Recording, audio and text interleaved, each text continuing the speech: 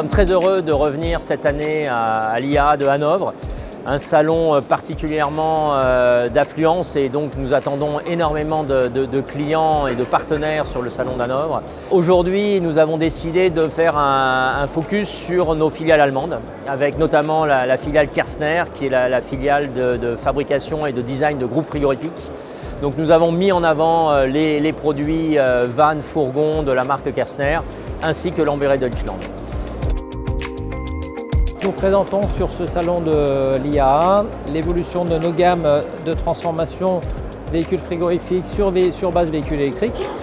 Donc, dans la continuité de développement, nous avons ici présenté le Vito dans sa version électrique avec le groupe Cooljet E106 qui garde les mêmes caractéristiques et les mêmes niveaux de performance, à savoir un très faible niveau de consommation électrique. Donc sur ce véhicule en particulier, nous avons ajouté une batterie additionnelle qui permet, lorsque le moteur du véhicule est éteint, d'avoir une autonomie d'environ 2 heures. La batterie se recharge en roulant avec le véhicule. Lamberet est orienté aujourd'hui vers une feuille de route pour les 10 prochaines années qui tournera autour d'un certain nombre d'axes très importants pour nous et qui répondront aux défis climatiques qui sont devant nous et qui sont déjà présents sur la scène internationale. Le premier axe important pour nous, c'est d'améliorer l'isothermie de nos véhicules, donc travailler avec des matériaux innovants, travailler avec des matériaux éco-responsables.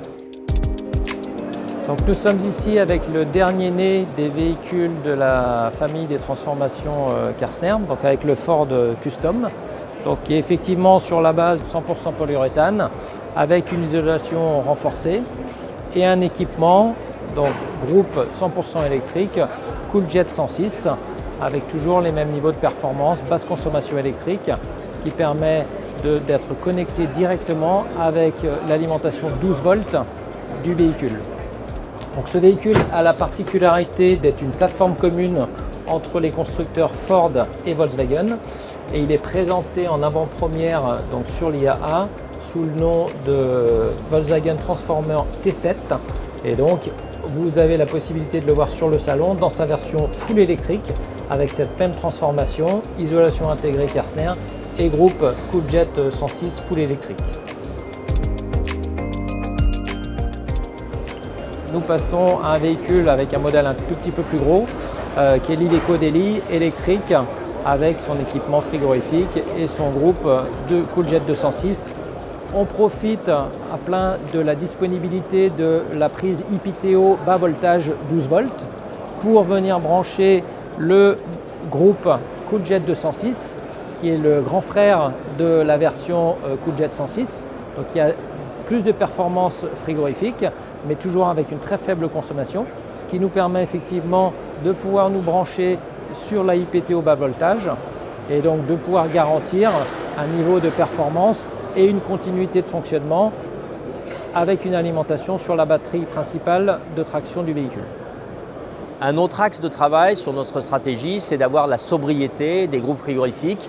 Donc évidemment, moins de consommation est extrêmement important pour le groupe Lamberet. Dans la gamme des véhicules industriels, nous présentons sur base châssis MAN 18 tonnes un porteur typique de distribution en version vraiment allemande, c'est-à-dire une ouverture arrière triple battant pour la distribution et un aménagement intérieur double compartiment avec une cloison longitudinale, 2 tiers pour le stockage des rôles et 1 tiers pour la partie congélation. Donc le véhicule est équipé de rails d'arrimage, de barres d'arrêt de chargement et pour des questions de facilité de déchargement, le véhicule est équipé d'une double porte latérale, ce qui permet un accès en ville pour pouvoir décharger facilement le contenu du grand compartiment 2 tiers ou du petit compartiment 1 tiers en froid négatif. Un autre axe, ce sera les services connectés, les services aux utilisateurs, donc avoir une très bonne connaissance des besoins des utilisateurs et de travailler les services connectés.